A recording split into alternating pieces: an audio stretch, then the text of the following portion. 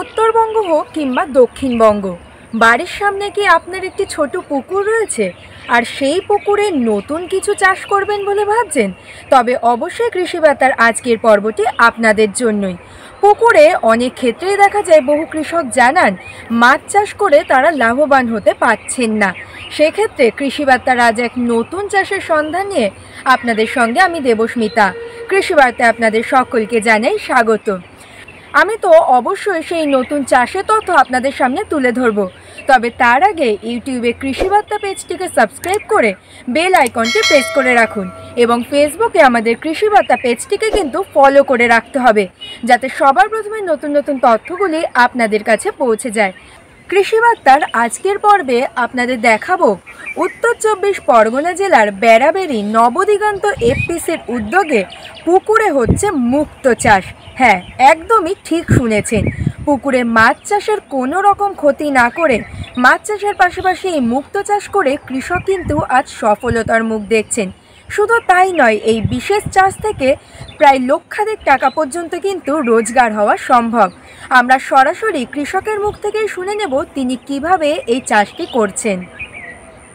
আমি দীর্ঘদিন ধরে আমাদের বাপ ঠাকুরদায় মাছ চাষ করতো, আমরা দেখে এসেছি এবং আমরাও পরবর্তীতে মাছ চাষ করছি। কিন্তু দেখা যাচ্ছে আমাদের এই গ্রাম অঞ্চলের পুকুরে আমরা স্বাভাবিকভাবে মাছ চাষ করে দেখা যাচ্ছে একটা পুকুরে 20 থেকে 25 হাজার টাকার মাছ সারা বছর বিক্রি হচ্ছে। তাহলে দেখা যাচ্ছে আমার 50% প্রায় খরচ হচ্ছে, আর একটা পুকুর 1 বিঘা পুকুর থেকে 12 থেকে 13 হাজার টাকা আমার মাছ বিক্রি হচ্ছে। সেই ক্ষেত্রে দেখলাম যে একটা 1 বিঘা পুকুরে 12-13 হাজার টাকা মাত্র লাভ হচ্ছে মাছ চাষ করে। সেখানে আমি একটা বিকল্প চিন্তা ভাবনা করলাম যে এই একই পুকুর থেকে যে সাথী ফসল হিসেবে কিছু চাষ করা যায় নাকি। ইতিমধ্যে আমি করোনার সময় মোবাইল একটু বেশি ঘাঁটা পড়েছিল, তো সেই সময় আমি সোশ্যাল মিডিয়ায় দেখতে পেলাম যে মানে ঝিনুক থেকে মুক্তা চাষ করা সম্ভব। তো আমি এর জন্য আমি ট্রেনিং নেওয়ার জন্য খুবই আগ্রহী ছিলাম, কিন্তু আমাদের এখান থেকে আমি কোনো ট্রেনিংয়ের সুযোগ পাইনি। আমাদের মৎস্য দপ্তরে আমি বারবার গিয়েছি, ওনারা আমাকে কোনো সুরা করে দিতে পারেননি। তো আমি তখন একটা সূত্রে খবর পেলাম যে পুরুলিয়াতে ট্রেনিং হচ্ছে। তো আমি পুরুলিয়ায় গেলাম এবং সেখান থেকে আমি ট্রেনিং করলাম এবং সেখান থেকে আমি জানতে পারলাম, আমি যেহেতু সোশ্যাল মিডিয়া থেকে এই মুক্তা চাষে এসেছি, তো আমি সেটা বাংলাদেশি একটা ইউটিউবের আমি দেখেছিলাম। কিন্তু আমি যখন জানতে পারলাম যে পুরুলিয়াতে ট্রেনিং হচ্ছে এবং বাংলাদেশিরা এসে আমাদের পুরুলিয়া থেকে ট্রেনিং করে যাচ্ছে, অথচ আমার পশ্চিমবাংলায় আমি এটা জানতাম না যে এখানে আমাদের ট্রেনিং হয়, বাংলাদেশিরা এখান থেকে সে ট্রেনিং করে যাচ্ছে। তো আমি এখান থেকে ট্রেনিং করলাম।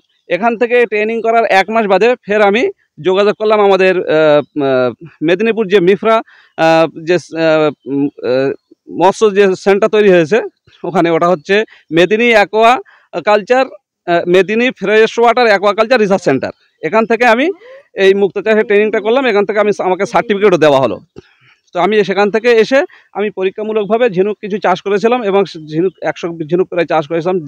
100 ঝিনুক চাষ করতে আমার প্রায় 35 পার ঝিনুকে 35-40 টাকা মতো করে খরচ হয়েছিল। তাতে আমার যা দেখা গেল যে একটা ঝিনুকে 35-40 টাকা খরচ হচ্ছে, অথচ বছর শেষে একই ঝিনুক থেকে প্রায় 250 থেকে 300 টাকার আমি একটা ঝিনুক থেকে আমি মুক্তা তুলতে পারছি। কেননা একটা ঝিনুকের 2 পাশে 2টো মুক্তা তৈরি হয়, 2 পাশে যে 2টো খোলস, এই 2 পাশে 2টো খোলসে 2টো মুক্তা হয়। এবং একটা আমি ধরে নিতে পারি যে একটা এ গ্রেডের মুক্তা, একটা বি গ্রেডের মুক্তা, কেন একই সবটাই এ গ্রেডের মুক্তা হয় না, একটা এ একটা বি হতে পারে। তো আমি এ গ্রেড এবং বি গ্রেডের মুক্তা যদি হয় 50-50 হয়, তাহলেও সেখানে আমি লক্ষ্য করে দেখলাম যে 100 ঝিনুক থেকে প্রায় 200 মুক্তা হচ্ছে। তাহলে আমার যদি ওখানে 20 থেকে 25% ঝিনুক মারা যায় বিভিন্ন কারণে, পিএইচ অনেক সময় বেড়ে যায়, অনেক সময় দেখা যায় আপনার কী বলে ঝিনুক অপারেশন করার জন্য জলের স্তর হয়তো কমে গেছে, উপরের তাপে জল গরম হয়ে গেছে, সেই ক্ষেত্রে হয়তো দেখা যাচ্ছে কিছু ঝিনুক মারা যেতে পারে। তো 20 থেকে 25% যদি ঝিনুক মারা যায়, সেখানে দেখা যাচ্ছে 75টা যদি ঝিনুক বেঁচে থাকে, তাহলে 150টা আমি মুক্তা সেখান থেকে পাচ্ছি। তো 150 মুক্তা আমি যদি এ গ্রেড এবং বি গ্রেড করে ভাগ করি, হাফ হাফ যদি হয় 75টা এ গ্রেড 75টা বি গ্রেড, তো সেখানেও দেখা যায় আমার মানে 100 ঝিনুক থেকে প্রায় আমার 20 থেকে 22 হাজার টাকার মুক্তা আমি এখান থেকে উৎপাদন করতে পারি। তাহলে দেখলাম 1 শতকে 100 ঝিনুক চাষ করা যায়। তাহলে সে 1 শতকে যদি 100 ঝিনুক চাষ করা যায়, তাহলে 1 বিঘা একটা জমিতে প্রায় 3000 থেকে 3300 মতো ঝিনুক এখানে চাষ করা যাবে। তো 3300 ঝিনুক চাষ করা মানে ওখানে আমার প্রায় 6000 আমাকে নিউক্লিয়াস ইনপুট করতে হবে ভিতরে। তো এখানে দেখলাম যে আমি 6000 ঝিনুক থেকে যদি 25% মারাও যায়, তাহলে আমার ওখানে আপনার 750 থেকে 800 ঝিনুক আমার মারা যাচ্ছে। তো 750-800 ঝিনুক যদি মারাও যায়, সেখান থেকে প্রায় আমি 5000 প্লাস আমি ওখান থেকে মুক্ত পাবো। তো 5,000 প্লাস মুক্ত যদি 150 টাকা করেও দাম হয়, এখানে প্রচুর টাকা, 5 থেকে 5.5 লক্ষ টাকা বা 7.5 লক্ষ টাকার এখানে মুক্ত এখানে প্রায় পাওয়া যাবে। তো একই পুকুরে যেখানে 25,000 টাকার মাছ আমি পাচ্ছিলাম পুরো টোটাল মানে খরচ ধরে, তো 25,000 টাকার মাছ পাচ্ছিলাম, সেই পুকুর থেকে আমি প্রায় 7.5-8 লাখ টাকার মুক্তা উৎপাদন করছি। তাহলে আমি এখানে আমার মাছের থেকে আমার ঝিনুক চাষে লাভজনক আমি মনে করি, এই জন্যে আমি মুক্তা চাষে আগ্রহী এবং মুক্তা চাষ এখানে শুরু করেছি। ঝিনুকটা আমরা দেখলাম যে ঝিনুকে আমাদের মুক্তা চাষ হয়, এটা হচ্ছে আমাদের গ্রাম অঞ্চলের ঝিনুক। এই ঝিনুকটা মানে এই ঝিনুকটার নামগুলো হচ্ছে, একটা নাম হচ্ছে কালী চাঁদ এবং অর্ধচাঁদ। এই ঝিনুকের বৈজ্ঞানিক নাম হলো, একটা হচ্ছে ল্যামেলিয়ান ম্যারাজানালাইস এবং হচ্ছে এল কোরিয়ান্স এবং প্যারিসিয়ান কটুকারা। এই ঝিনুকগুলো মানে যেহেতু দক্ষিণ সাগরে বা আমাদের আন্দামান নিকোবর দ্বীপপুঞ্জের দিকে হয়, তো সেই ঝিনুকগুলো আমাদের এখানে জন্মায়। তো একই প্রজাতির ঝিনুক আমাদের এখানে জন্মায়, সেই ঝিনুকগুলোই আমাদের যেসব লোকাল পুকুর আছে সেখান থেকে আমি সংগ্রহ করে এখানে মুক্তা চাষ শুরু করেছি। আচ্ছা, মানে আপনার ঝিনুক পুকুরেই ছিল? হ্যাঁ, ঝিনুক পুকুরেই ছিল, আমি সেই ঝিনুক দিয়েই মুক্তা চাষ শুরু করেছি। এবং আমার এই ঝিনুক চাষ করতে গেলে প্রথমে যে নিউক্লিয়াস এর ভিতরে পুশ করতে হয়, সেই নিউক্লিয়াসটা আমি প্রথমে বানাচ্ছিলাম, কিন্তু বানাতে গিয়ে দেখলাম যে ওর কালারটা থেকে ঠিক মতো ভালো হচ্ছে না। তাই আমি যেখান থেকে ট্রেনিং করেছিলাম মিফরা থেকে, এখান থেকে আমি সংগ্রহ করে ওখান থেকেই নিউক্লিয়াসগুলো নিয়ে এসে আমি মুক্তা চাষ করছি। ঝিনুক অপারেশন করা, হোল্ডিং ট্যাঙ্ক করা এবং এর পুরো পরিচর্যা, অ্যান্টিবায়োটিক ট্যাবলেট লাগবে, তারপরে পরিচর্যা, এর খাবার টাবার সমস্ত কিছু ধরে দেখা যাচ্ছে একটা ঝিনুকে আপনার 40 থেকে 50 টাকার মধ্যে খরচ। তো একটা ঝিনুকে 40 থেকে 50 টাকা খরচ, একটা ঝিনুক থেকে প্রায় 250 থেকে 300 টাকা পর্যন্ত লাভ মানে বিক্রি করা যায় মুক্তা। এবার ধরেন এই যে এক বিঘা জমিতে কত? 1 বিঘা জমিতে আপনার মানে পার শতকে 100, তো যতটা জলকর হবে সেই অনুযায়ী আপনাকে ঝিনুক চাষ করা যাবে। এই তো ঝিনুক অনেকে একটা করে নেটের ভিতরে ঝিনুক দেয় দেখেছি, কিন্তু আপনি দেখলাম একটা ক্যারেট দিচ্ছেন, কারণটা? হ্যাঁ স্যার, আমি একটা জিনিস খেয়াল করলাম, আমি প্রথমে আমাকে যেভাবে শেখানো হয়েছিল যে নেটে একটা প্লাস্টিকের যে নেটগুলো এখন পাওয়া যায়, ওই নেটগুলোকে একটা নেটে 3টে থেকে 4টে ঝিনুক দেওয়া যায়, বা আবার অনেক জায়গায় দেখানো হয়েছে পাশাপাশি 2টো করে ঝিনুক দেওয়া যায়। সেক্ষেত্রে পাশাপাশি 2টো যে ঝিনুক দেওয়া যায়, সেক্ষেত্রে একটু কষ্টসাধ্য বলতে মানে অনেকগুলো আপনাকে খাঁচা তৈরি করতে হবে, এবং আপনাকে প্রথম ঝিনুক পুকুরে অপারেশনের পর থেকে পুকুরে প্রতিস্থাপন করার পর আগামী 30 দিন প্রতিদিন আপনাকে চেক করতে হয়। তো সেই ক্ষেত্রে একটা অসুবিধা হচ্ছে যে প্রতিটা ওই খাঁচাকে তুলে তুলে আমাকে চেক করতে হবে। তাহলে প্রতিটা আমি যদি 1 সপ্তাহে যদি আমি দেখা যাচ্ছে 1000 ঝিনুক আমি চাষ করি, তাহলে ওই প্রতিটা খাঁচা চেক করতে গেলে আমার একটু লেবার খরচ বেশি হয়ে যাচ্ছে। দ্বিতীয় হচ্ছে যেটা একই লাইনে 4-5টা ঝিনুক সাজানো হতো একই খাঁচায়, সেই একই খাঁচায় 4-5টা ঝিনুক যখন সাজানো হতো, সেই ক্ষেত্রে আমি একটা অসুবিধা দেখলাম যে কোনো কারণে উপরের একটা ঝিনুক মারা গেল। তো উপরের একটা ঝিনুক যখন মারা যাচ্ছে, তো সেখানে উপরের ওই ঝিনুকের মাংসটা পচে নিচের দিকে চলে আসছে। তো যখন নিচের দিকে চলে আসছে, তো ওই নিচের ঝিনুকগুলোকে ক্ষতিগ্রস্ত করছে, তো সেই নিচের ঝিনুকগুলো আবার পরপর মারা যাচ্ছে। সেক্ষেত্রে আমি বিকল্প পদ্ধতি ভাবলাম যে ক্যারেটের ভিতরে দেবো, এবং একই ক্যারেটের ভিতরে আমি যদি 40টা করে ঝিনুক আমি দিতে পারি, তাহলে দেখা যাচ্ছে ঝিনুকগুলো কেউ কামড়াকামড়ি করেও কেউ মরবে না, এবং যদি কোনো ঝিনুক কোনো কারণে ক্ষতিগ্রস্ত হয়ে মারা যায়, মারা গেলে পাশের ঝিনুককেও সে ক্ষতিগ্রস্ত করবে না। সেই জন্য আমি ক্যারেটের ব্যবস্থা করলাম। এবং এক্ষেত্রে আমার আরেকটা সমস্যা হয়েছিল, মানে আমি যখন ক্যারেটে রাখলাম, তো আমার পুকুরে আমি জানতাম না যে ব্লাড কাপ মাছ আছে। তো সেই সময় আমার কিছু ঝিনুক ক্যারেট থেকে খেয়ে নিয়েছিল। আমি ক্যারেটে দেখলাম যে আমার ক্যারেটগুলো তখন ফাঁকা ছিল, তো আমি দেখলাম ক্যারেটের ভিতরে ঝিনুকগুলো ভাঙা। তো আমি তখন চিন্তা ভাবনা করলাম যে ক্যারেটের ঝিনুক ভাঙা কেন। তারপর আমি দেখলাম যে পুকুরে আমার ব্লাড কাপ মাছ আছে। তো এই ব্লাড কাপের মাছের হাত থেকে আমি রেহাই পেতে উপরে নেট দিয়ে ঢেকে দিলাম, যাতে আমার ঝিনুকগুলোকে আর ক্ষতিগ্রস্ত করতে না পারে। তাই আমি উপরে ক্যারেটের উপরে নেট দিয়ে ঢেকে দিয়েছি, দিয়ে ওকে জলে ভাসিয়ে রেখেছি। খাবার কি দেন? আমি যে খাবারগুলো দেই, ঝিনুক তো সাধারণত মাছ যে খাবার খায় একই খাবার খায়, সে ঝিনুক সাধারণত মানে প্ল্যান্টন খায়, ফাইটোপ্ল্যান্টন। জলে ফাইটোপ্ল্যান্টন জুপ্ল্যান্টন উভয়ই থাকে। ফাইটোপ্ল্যান্টন মানে হলো উদ্ভিদ কণা, আর জুপ্ল্যান্টন মানে হলো প্রাণী কণা। এই ফাইটোপ্ল্যান্টন আর জুপ্ল্যান্টন এটা উভয়ই এই জলের ভিতরে থাকে। তো ঝিনুক দুটোই গ্রহণ করার পরে কি করে, ফাইটোপ্ল্যান্টন শরীরে অবজার্ভ করে আর জুপ্ল্যান্টন রিলিজ করে দেয়। তো এই ফাইটোপ্ল্যান্টন পুকুরে জলে বেশি পরিমাণে তৈরি করতে গেলে কী করতে হয়, গোবর, আপনার গোবর দিতে হবে, ইউরিয়া দিতে হবে, আর ফসফেট দিয়ে এই 2 থেকে 3 দিন রেখে দিলে ওটা বায়ুর সাথে মিশে একটা জুস মতো তৈরি হয়, ওটা পুকুরে ছিটে দিলে অটোমেটিক আপনার প্লান্টন তৈরি হয়ে যায়। আচ্ছা, আর এমনি ধরুন এখানে পরিচর্যা কি কি করেন পুকুরে?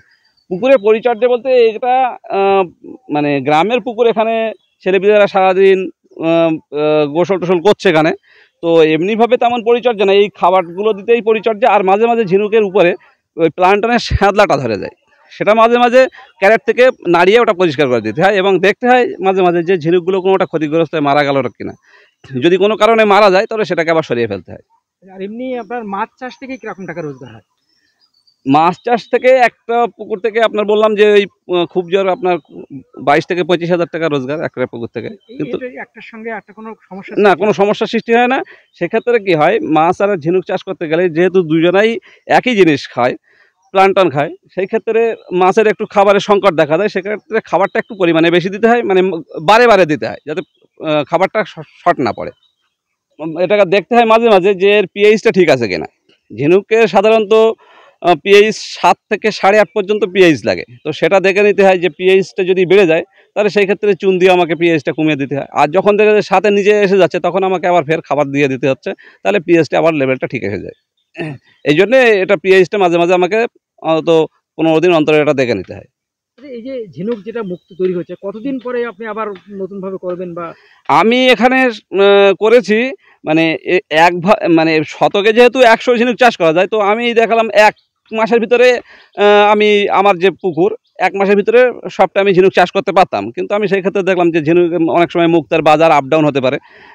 তো আপ ডাউনের জন্য তাহলে কী হবে, আমি যে সময় আমি ঝিনুক আমার হারভেস্ট হবে, তো সেই ক্ষেত্রে যদি আমি সব ঝিনুক একই সাথে আমি তুলি, তো তখন হচ্ছে বাজার দেখা যাচ্ছে কম আছে, তো আমি সেই সময় বিক্রি করলে আমার পয়সাটা অনেক কমে যাবে। তো আমি চিন্তা ভাবনা করলাম যে এইভাবে না করে আমি যদি ধাপে ধাপে করি, হ্যাঁ, চেন ওয়াইজ যদি করি, এ মাসে আমি 500 কি 700 করলাম, তারপরের মাসে আবার 200-500 করলাম, এইভাবে আমি আমার যে পুকুরের ক্যাপাসিটি অনুযায়ী আমি যদি চাষ করি, সেই ক্ষেত্রে আমার সুবিধাটা বেশি ভালো হয়। তো ঝিনুকটা সেইভাবে ওঠে, চেন ওয়াইজ ওঠে।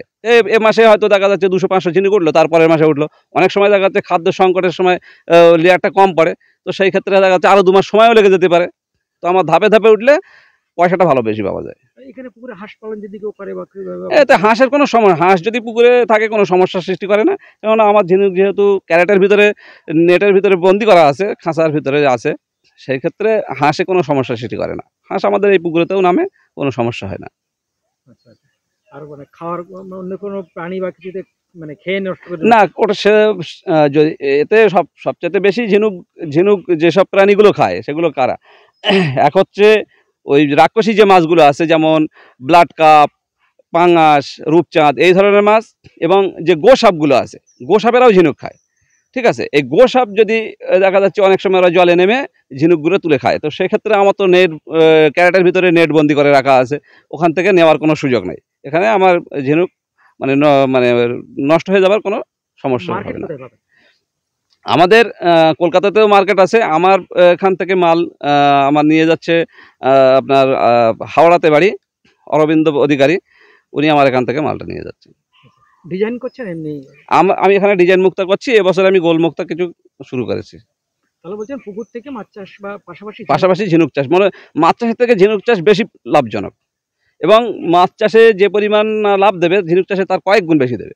নর্মালভাবে করলে আমি সরকারি অনেক সুযোগ সুবিধাগুলো এফপিসির মাধ্যমে আমার দেয়, যার কারণে আমি এফপিসির সাথে যুক্ত এবং আগে থেকে আমি যুক্ত। তারপরে আমি ঝিনুক চাষ নিয়ে আসলাম, এফপিসির উদ্যোগেই নিয়ে আসলাম এটা।